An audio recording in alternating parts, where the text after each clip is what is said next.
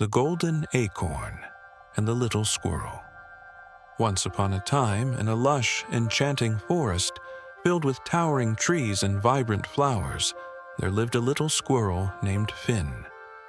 Finn wasn't like the other squirrels. While they were swift and agile, always leaping from branch to branch, Finn was small and slow. His fluffy tail was shorter than the others, and his paws were a bit clumsy. But Finn had one thing that no one else had. He had the golden acorn. The golden acorn was the most coveted treasure in the forest.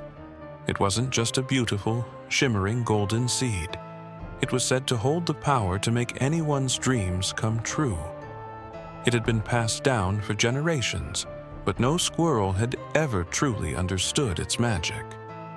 Finn's grandmother, who was wise and gentle, had given it to him on her last day in the forest. "This acorn will show you the true power of your heart," she said softly.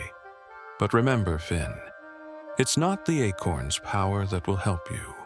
It's your own heart." Finn didn't understand her words then, but he cherished the golden acorn.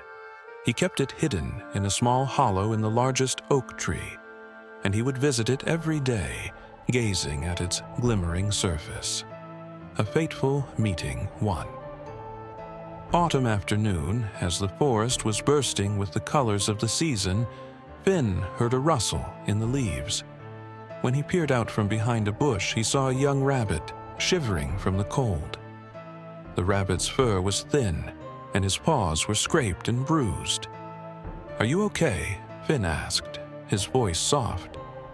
The rabbit looked up, his large eyes filled with fear. "I'm lost," he said. "I've been looking for my family for days, but I can't find them. The cold is getting worse, and I don't know where to go." Finn's heart ached for the little rabbit. He knew what it was like to feel alone, even in a forest full of life. Without thinking, Finn stood up. "Come with me. I know a place where you'll be safe." Finn led the rabbit to his oak tree and invited him into the hollow where he kept the golden acorn.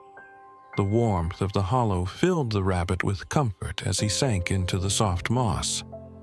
"Thank you," the rabbit said, tears welling up in his eyes. "I thought I'd never find safety." Finn smiled gently. "We all need a little help sometimes." As the night grew colder, Finn couldn't stop thinking about the golden acorn. He wondered if it could help the rabbit find his family. But the words of his grandmother echoed in his mind. "It's not the acorn's power that will help you. It's your own heart." The test of courage.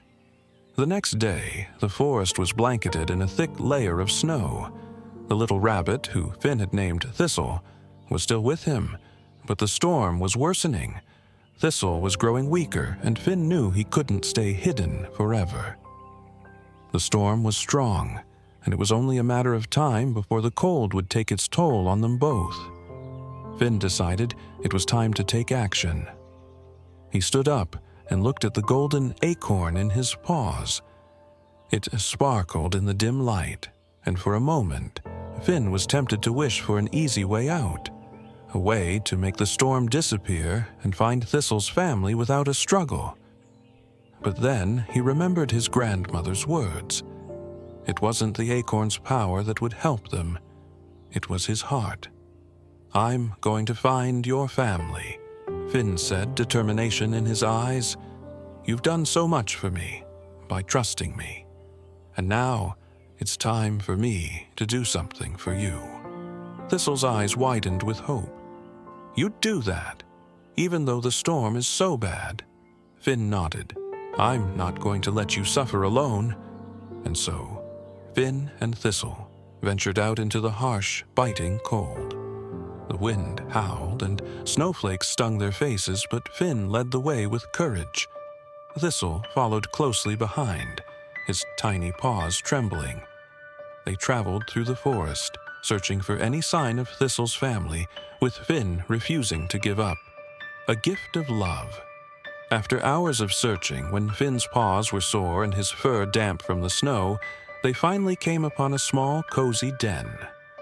Inside, a family of rabbits huddled together, their faces lighting up with joy when they saw Thistle.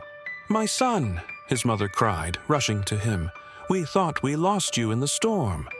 Thistle, now filled with warmth and love, hugged his mother tightly. Finn stood back, feeling a mixture of joy and exhaustion. He had done what he set out to do. He had used his heart and his courage to help a friend in need, and in the end, that was all that mattered. But before Finn could turn to leave, Thistle's mother approached him, her eyes filled with gratitude.